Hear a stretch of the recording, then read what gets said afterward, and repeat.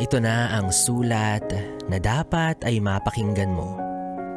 Kasi malay mo, para sa'yo pala to.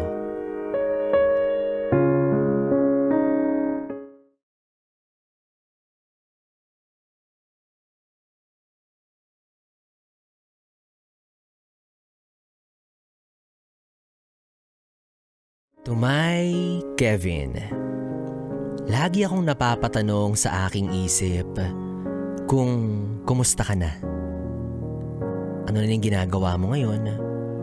Kung ano na yung mga na-achieve mo ngayong wala na ako sa tabi mo. Naaalala ko nung unang pasukan natin sa eskwelahan ng senior high school.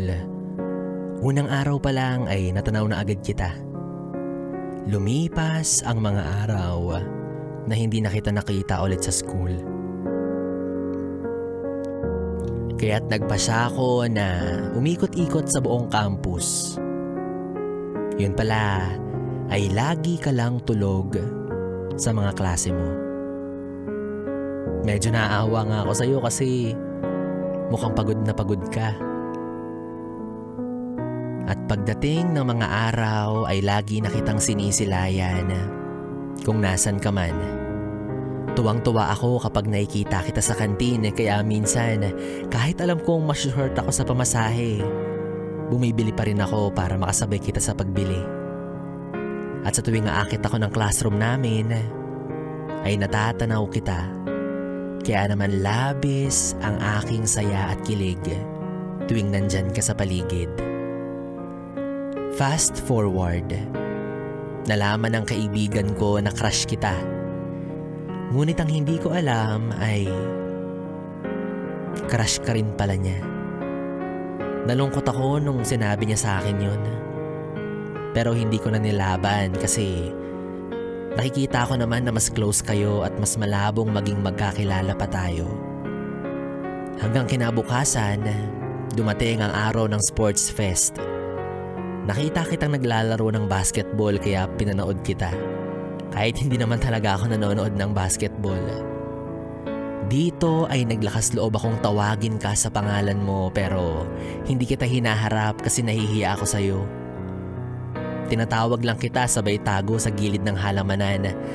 Kaya natutuwa ako kasi kada tawag ko sa pangalan mo ay hinahanap mo talaga ako. After ng sports fest ay inad kita sa Facebook. Nagbabaka sakali na baka maging friends tayo kahit sa Facebook man lang. Laking gulat ko nung inaccept mo ako agad. At doon ay nagsimula na akong mag-react sa mga pictures mo. Nagulat ako isang araw kasi nung nag-my day ako, hinart mo rin. Hindi ko in-expect na magre-react ka kasi hindi mo naman ako kilala sa personal. Sobrang saya ng puso ko kasi kahit sa react, nakakakilig pa rin. Kasi galing sa'yo. Lumipas pa ang mga araw ay nag-reply ka sa my day ko. Tuwang-tuwa ako noon kasi nag-reply ka kahit papaano. Masasabi ko na finally, napansin mo ko.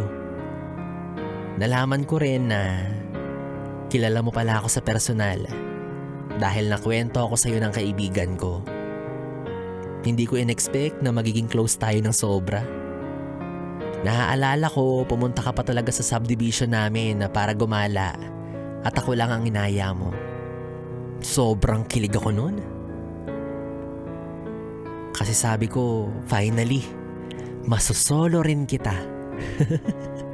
Nasundan pa ang mga pagkikita natin at masasabi kong kahit papaano, close na tayo.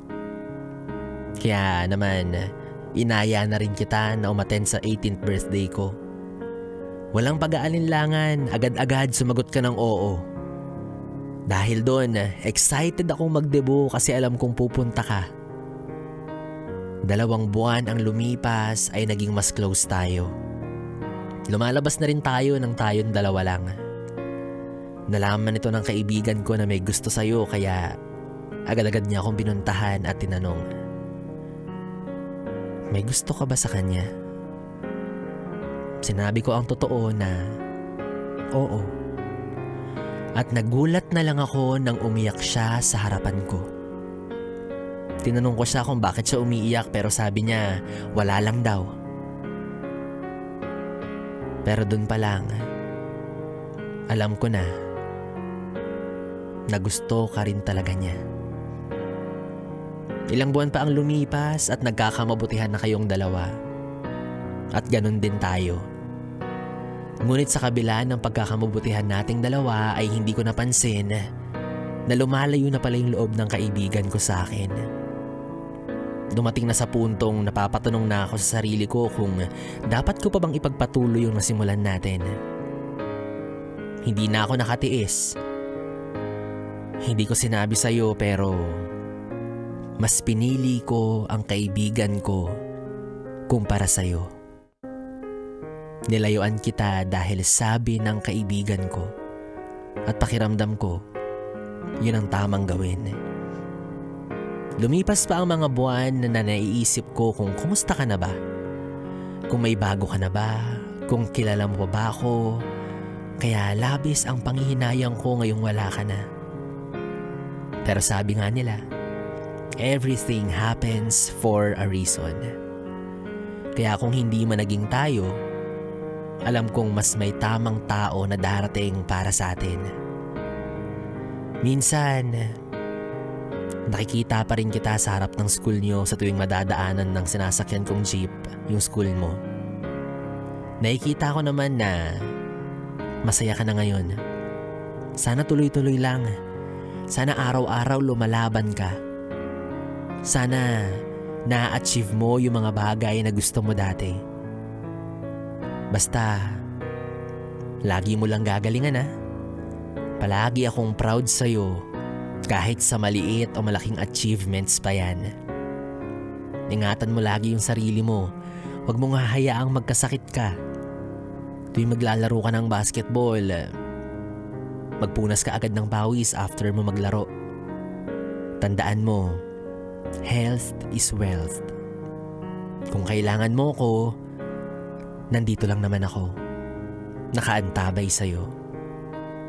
Siya nga pala, maraming salamat sa pagiging parte ng buhay ko. Or shall I say, maraming salamat sa pagdaan sa buhay ko.